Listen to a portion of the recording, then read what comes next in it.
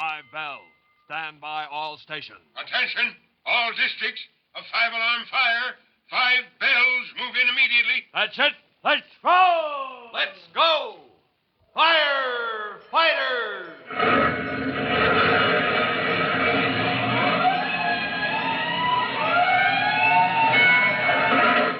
Presenting Firefighters, the true-to-life story of our unsung heroes who stand ready to ride by day or night against our most murderous enemy, the demon of fire.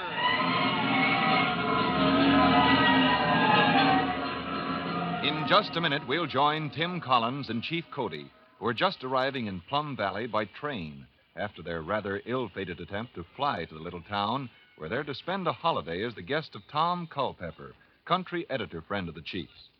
After their experience with the burning plane, they're eager to shake off the responsibilities of firefighting and settle down to a restful vacation. Is that possible, do you suppose? Well, we'll see in just a moment, right after this message.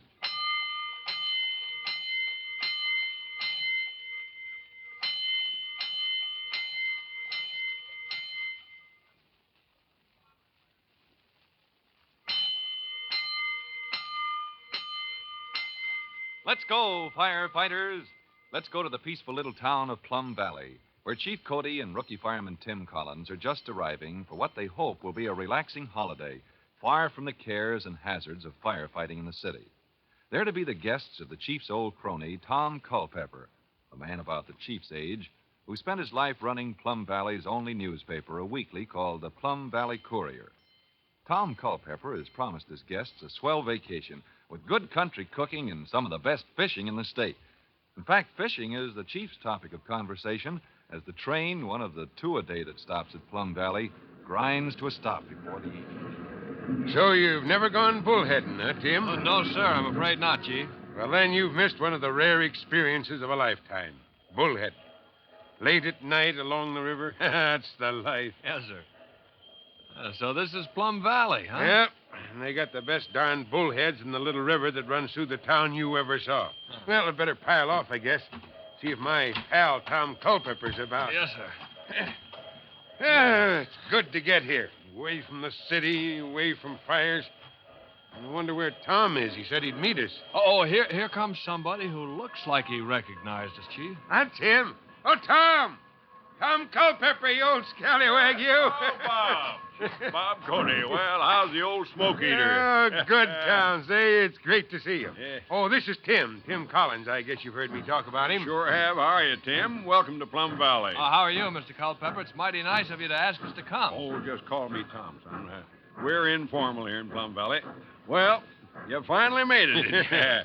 I got your wire about the plane mishap. Yeah, had a little trouble getting here, but now that we've arrived and I look around, I say it's worth even a plane accident.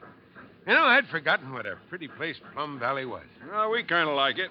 Here, let me take your bags. Got the car right over here. Smell that good, clean air, Tim. That's the stuff I've been telling you about. Nothing like a vacation in Plum Valley.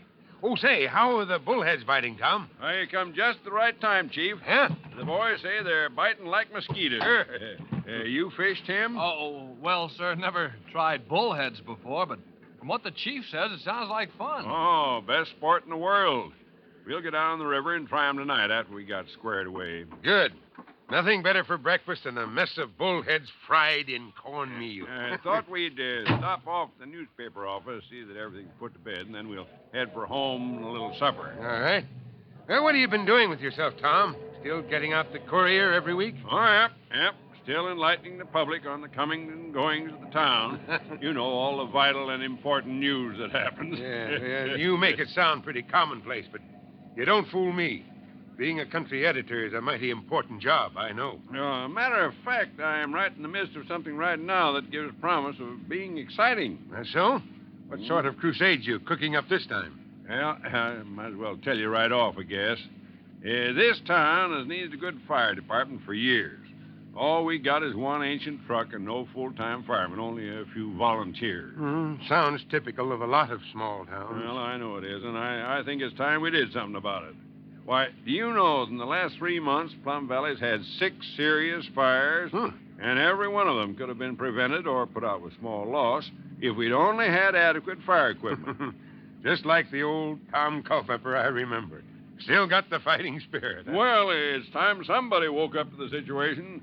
And I thought, while you were out here, maybe you could sort of help me stir up a little sentiment for getting better fire protection for the town. In between fishing, of course. Oh, sure, Tom. Can't fish all the time. Yeah, I'll be glad to do whatever I can. Tim, too. Oh, sure, Tom. Even though we are on vacation, we're still smoke eaters at heart. Yeah, well, yeah, here we are. Plum Valley Courier. Best little weekly in the state. Nice-looking little place. Yeah, yes. I worked hard to build this shop. That's one of the reasons I want good fire protection in town. Any reason to think you might get burned out, Tom? Well, as a matter of fact, there is. I've made a study of fires and fire prevention, and, well, here, I'll show you what I mean. Huh? You see this long block of connected buildings? Yeah, must run a full block from your newspaper office. Well, let me show you something. As an old fireman, I'll bet it'll make you whistle. Come on, we'll go up the stairs in the end building here.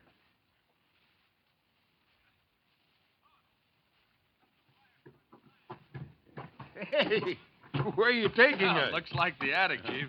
That's right, Tim. And now let me flash this light back along there. Say, You see? I told you you'd whistle. the open space up here runs the full length of the block. Yep. Building was built probably 50 years ago before they knew about constructing protective firewalls to keep fires from spreading. And nobody's ever thought it was important to change it. Yes, sir, Tom. You've got cause to worry.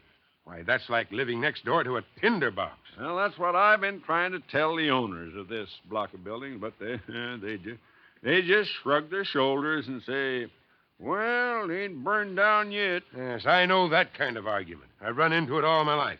Indifference and complacency. Yeah. Two of the worst enemies of fire prevention.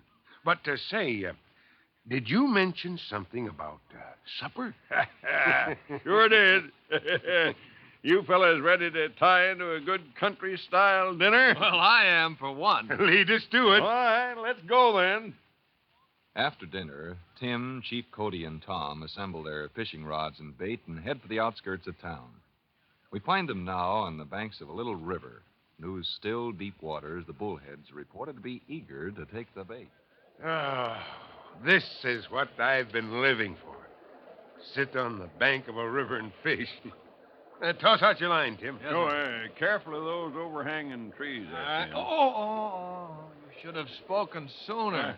Too bad. Well, I'm stuck, I guess. Yeah. Sure. No fish up in that elm, Tim. Here, I'll get it for you. All right, sir. There you are. I'll toss her out. Thank you. There we are. Say, what kind of a fish is a bullhead anyway, Chief? Well, it's a sort of a catfish. Has whiskers like a cat and horns on either side of its mouth. Mm-hmm. Yeah, and watch out for those horns, son. If they stick you, they can really hurt. Oh, is that so? Bullheading sounds almost as dangerous as firefighting. No. All you got to watch out for is those horns. That is, after you get 'em on your hook. A pleasure I hope to have before the night is over. Oh, you will, if what the boys have been telling me is true. Why, to hear them tell it, everybody in Plum Valley is eating bullheads exclusively. Ah, it's a pretty night tonight. That moonlight on the meadow. Yeah. Yeah, this is one of my favorite spots, this little fishing hole. A peaceful light. Mm-hmm. Nothing but the tree toads, frogs, the mar, the quietness. Ah, yes, sir. It is nice, isn't it? Yes, sir. Hey, that's not a tree toad or a frog. No, it sure isn't. That's the town fire bell. Fire bell, huh? Well, gee, shall we? Shall we go to it? Well, you're darn right. Now, here's a chance for you to see the Plum Valley Fire Department in action. And if it's no better than the last 6 times, it's going to be a sorry performance. Come on, the bullheads can wait. In the still night, the quiet of the Chief's and Tim's first vacation fishing trip is shattered by a fire alarm. And even though they don't have to roll officially to this fire, they're right behind Tom Culpepper as he leads them to the fire, a fire which is destined to have far-reaching consequences in Tom's crusade to get better fire protection for Plum Valley. Now, to learn what happens when Tim and the Chief turn up at this small-town fire, be sure to listen to the next thrilling episode of The Firefighters. In just a moment, Chief Bob Cody will tell all of you boys and girls how you can help the firefighters right in your own hometown. But first, boys and girls, here's a message you ought to hear. And now here's Fire Chief Bob Cody with a special message for the Firefighters Brigade. Chief Cody. Hello, boys and girls. You've all watched a man or a woman take a cigarette from a package, put it in the mouth, and light it. You've probably watched many times the glow of a cigarette in the dark. A red, hot coal so small it seemed harmless. But here's a startling fact. The temperature at the end of a lighted cigarette is from 1,500 to 1,700 degrees. 15 or 17 times hotter than the hottest summer day. I tell you this just as a reminder to watch lighted cigarettes, because they're one of the major causes of fires in this country. A cigarette, carelessly dropped, can mean disaster and destruction of the worst sort. Well, that's all for now. Till I drop in next time, so long. Fire Chief Cody and the young rookie fireman Tim Collins will be back on the same station the next time you hear... That's it.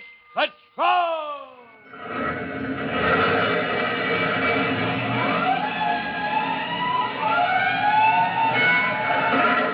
Let's go! Firefighters! Firefighters is a copyrighted feature of William F. Holland Productions.